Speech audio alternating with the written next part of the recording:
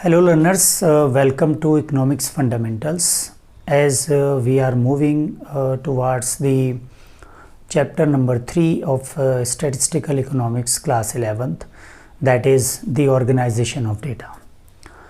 Now we are arrived over the last section of this chapter, and here I will tell you what is the meaning of frequency array. When we describe the discrete data, or when we represent this discrete data into the form of frequency distribution, then it is known as the frequency array. So as discrete data does not taken into account about the fractional value, it's only deals with the integrals or proper integers. जो proper value होती हैं उन्हीं में हम discrete variables को major करते हैं, तो ये फ्रैक्शनल वैल्यू लेता नहीं है, तो इसलिए केवल प्रॉपर इंटीग्रल्स को ही इसमें लिखा जाता है।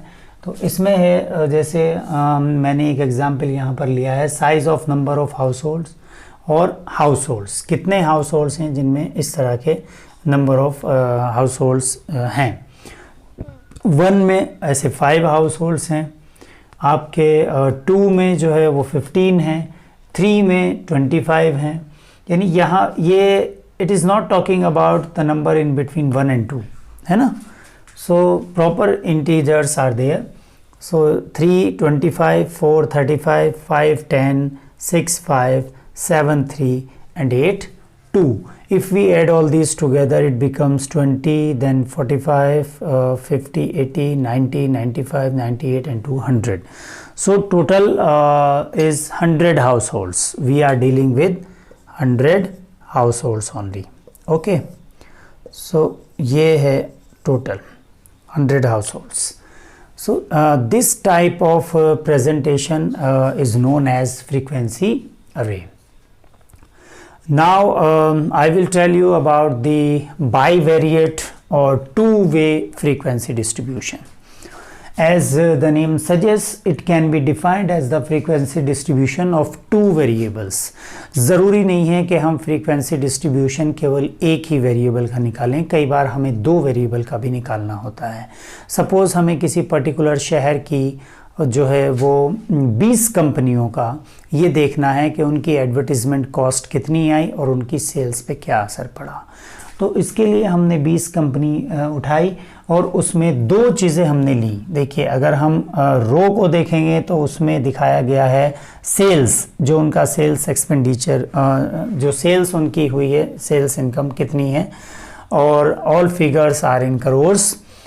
And we can say that the advertisement expenditure उनका कितना हो गया था, तो ये कॉलम में दिखाया गया, ये एडवर्टीजमेंट एक्सपेंडिचर है उनका इस कॉलम में, और इधर जो रो वाइज अगर हम देखें तो ये अमाउंट ऑफ सेल्स है 20 कंपनीज की एक सिटी में। तो आप देखेंगे कि 62 से लेकर के 64 की रेंज में केवल 2 ही कंपनियां हैं और उनकी सेल उस समय 115 से 125 करोड़ के बीच हुई। इसी तरह से तो ये जो डेटा है, जो ये टू वे डेटा कहलाता है, यानी बाईवेरिएट फ्रीक्वेंसी डिस्ट्रीब्यूशन हम इसको कहते हैं, क्योंकि इसमें एक तरफ हमने सेल्स ली गई हैं, एक तरफ इधर कॉलम में हमने एडवर्टीजमेंट एक्सपेंडिचर लिया है। इस तरह आप देखेंगे 64 से 66 की रेंज में, यानी हर सेल इसके अंदर, अगर आप इसको सेल्स में इस तरीके से डिवाइड कर लेते हैं हम, तो each cell will show you the combination of sales and the advertisement expenditure.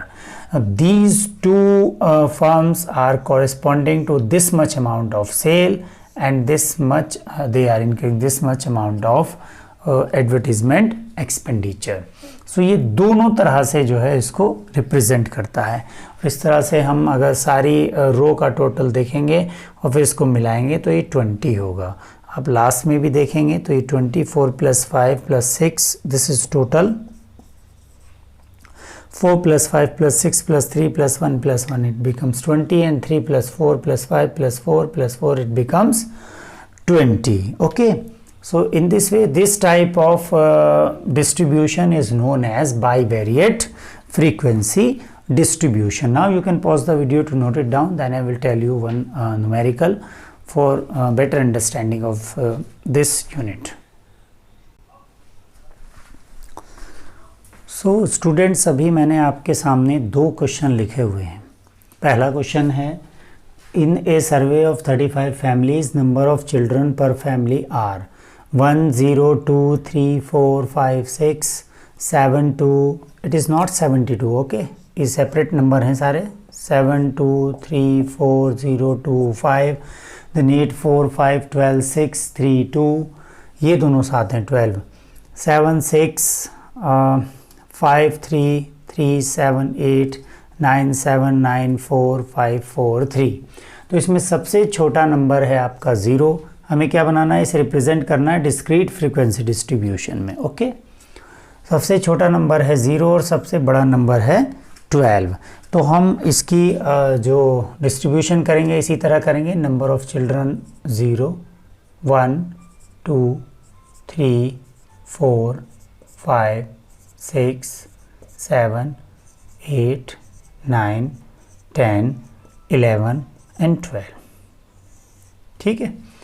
अब आप देखेंगे कि 0 में कितने हैं. ओके, 0 कितना है, 1 और कहीं 0 दिख रहा है आपको? Is there anything else? 0, yes. तो 2 है. तो टैली मार्क जैसा मैंने बताया था आपको पहली क्लास में, ये हो जाएगी 2 और फ्रीक्वेंसी में भी यहाँ पर 2 आ जाएगा. अब आप 1 देखेंगे, जो होता जाता है उसको मैं ऐसे सर्कल कर देता हूँ ताकि पहचानने में आसानी हो. आप 1 देखिए, 1 में 1, क्या उसके बाद 1 में कुछ है? सो 1 में और कहीं मेरे ख्याल से नहीं है. यस. सो 1 में आप लिखेंगे 1 टैली मार्क और यहाँ पर लिख देंगे 1. अब आप 2 में देखेंगे 1, 2, उसके बाद कहीं 2 दिख रहा है आपको, ये रहा 3 और है, ये है 4 और है. यस. सो 2 में कितना है हमारा? 4 है. 2 में है 1, 2, 3, 4. यहाँ पर आप लिख दीजिए फ्रीक्वेंसी में 4. 3 में कितना है? 3 काउंट करेंगे 1, 2, 3, 4, 5, 6. 3 में है हमारा 6. सो 1, 2, 3, 4 और 5 के लिए मैंने बताया था क्रॉस में एक लाइन लेंगे और फिर यहाँ पर एक और ले लेंगे. सो ये 3 में आ गए हमारे 6. आगे 4 देखेंगे 1, 2, 3 इस लाइन में, 4 इस लाइन में 5. ओके. सो 4 में हमारा आ गया 5. सो 1, 2, 3, 4, 5. 4 लाइन तक खींचेंगे और उसके बाद 5 लाइन जो है क्रॉस में कर देंगे. ये आपका आ गया 5. अब 5 को देखेंगे 1, 2, 3, 4, 5. 5 भी 5 टाइम्स है. सो 1, 2, 3, 4 और फिर एक क्रॉस की लाइन, यहाँ पर भी 5 लिख देंगे फ्रीक्वेंसी में. अब 6 देखेंगे, इस लाइन में 6 नहीं है, इसमें है 1. उसके बाद इधर देखेंगे 2, फिर इस लाइन में नहीं है, इधर है 3. 6 में आपने ले ली 3 लाइन, 1, 2, 3, यहाँ पर लिख दिया 3. ओके. 6 आपका हो गया. उसके बाद आपका है 7. 7 को लेंगे 1, 2, 3 और आपका ये है 4. ओके. तो 7 में 4 है, 1, 2, 3, 4. यहाँ पर लिख देंगे 4. टैली मार्क्स में भी 4 लाइन लगा दी हैं. इसके बाद 8 देखिए, क्या 8 कहीं पर है? इस लाइन में नहीं है, इसमें नहीं है, इसमें है 1. बस 8 में आपका कितना है? ओनली 1. सो ये आ गया 1. 9 को ले लीजिए 1, 2, उसके बाद कहीं पर 9 देखिए, नहीं है. सो 2 हो गया 1 एंड 2. सो 9 में आ गया आपका 2. ओके. 8 में और कहीं छूट तो नहीं रहा है, देखते हैं हम. ओके. 8 यहाँ पर है और कहीं पर है, ओ यस 8, ये एक यहाँ पर छूट गया है, तो 8 में भी आपके 2 हैं, इसको आप करेक्ट करेंगे। यहाँ पर भी 8 में 2 है, 9 में भी 2 है। उसके बाद हम देखेंगे 10, 11 और 12।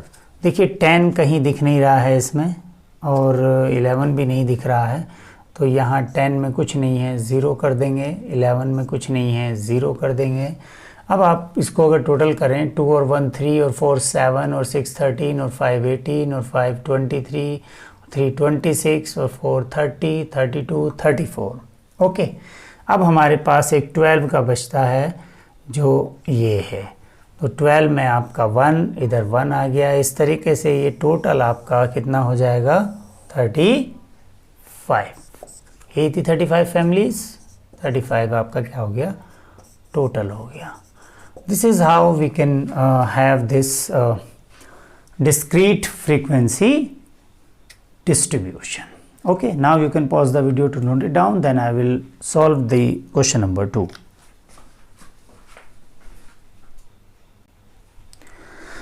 So learners, now we are doing question number 2. From the following, prepare a frequency distribution starting with class 5 to 9.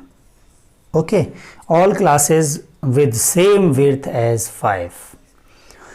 So कुछ इसमें इम्पोर्टेंट पॉइंट है, वो ये कि हमें क्लास जो है वो शुरू करनी है 5 से 9, ये पहला क्लास इंटरवल होगा, और सभी क्लास जो है वो सेम विड्थ की होंगी, यानी इक्वल क्लास साइज है। क्या है, क्लास विड्थ हमारी 5 है। सो 5 यानी ये इंक्लूसिव क्लास इंटरवल है। 5 से 9 अगर हम लेंगे, अगर हम 5 को भी इंक्लूड करें और 9 को भी करें, तभी वो 5 होगा क्लास विड्थ, है ना। तो इसलिए ये इंक्लूसिव क्लास इंटरवल हमें बनाना है। तो पहला हमारा हो गया 5 से 9। ओके, 5 से 9। तो दूसरा क्या हो जाएगा, 10 से 14, ये इंक्लूसिव क्लास इंटरवल है। फिर 15 से 19, फिर 20 से 24, 25 टू 29, 30 टू 34। ओके, और आपका 35 to 39, 40 to 44 and 45 to 49, 45 to 49. Okay, now we see the data which is available here in raw form.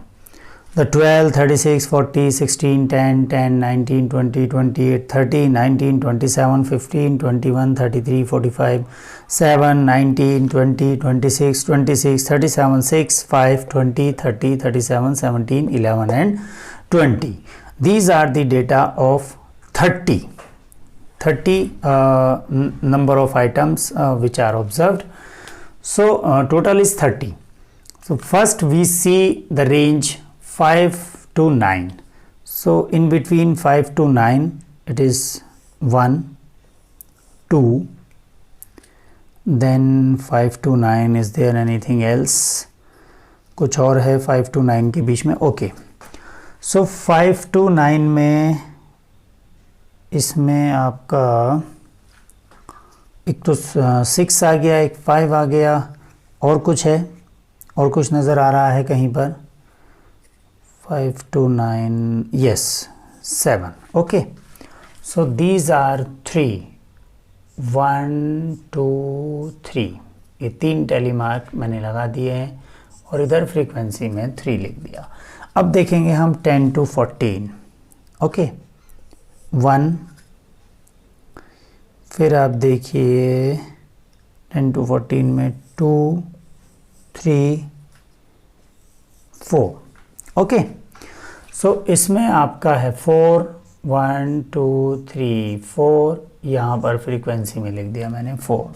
अब देखेंगे 15 to 19, 15 to 19 1, फिर 19 ये 2, फिर ये 3, फिर ये 4, फिर ये 5, फिर ये 6। So 15 to 19 is 6. 1 2 3 4। अब मैं क्या करूँगा 4 के बाद? I will put the cross mark like this, 5 Okay, and how much it came? It is 6. So 1 will be put to some distance. इससे थोड़ा दूरी पे एक और लिख दिया जाएगा और फ्रीक्वेंसी में 6 आ जाएगा. फिर 20 to 24 में देखेंगे. 1 2 3 4 5. Okay, so it is 5. 1 2 3 4 and then 5 के लिए वही क्रॉस लाइन होगी. सो ये आपका आ गया 5. Then 25 to 29. 1 25 to 29. 2 3 4. Okay, so it is 4. 1 2 3 4. 25 to 29 it becomes 4, and then 30 to 34. 30 to 34. 1 2 3. Okay, so 30 to 34 it becomes 3. 1 2 3. 3 frequency will be there. Then 35 to 39. 1 2 and this one 3. Again 3. 1 2 3 frequency में 3. Then 40 to 44 ये line हमारी पूरी हो गई है. 40 to 44 इसमें एक बचा है. 40 एक बस हो गया 1. 40 to 44 में कितना आया आपका? 1 आया. और 45 to 50 में ये एक बचा था यहाँ पर. 45 to 49 इसमें 1, यहाँ भी 1. जब आप इसका टोटल करेंगे तो इसका टोटल भी बराबर आएगा. 3 4 7, 7 और 6 13 और 5 18 और 4 22, 3 25, 3 28, 29 and 30. So total number of observation is 30. Okay, suppose these are the marks which have got by the students of 30. So 30 are the total number of students, okay, from the following. So this is the total. Okay, here it is not mentioned कि ये students हैं, households, families हैं, क्या हैं, ये नहीं यहाँ बताया गया है कि ये family है या क्या students हैं. तो यहाँ total जो है वो 30 है. total हमेशा उसी के बराबर आता है जो हमारा raw data होता है. So this is how we can present this data in the form of frequency distribution. I hope you are getting. Thank you for watching. Thank you. Have a nice day.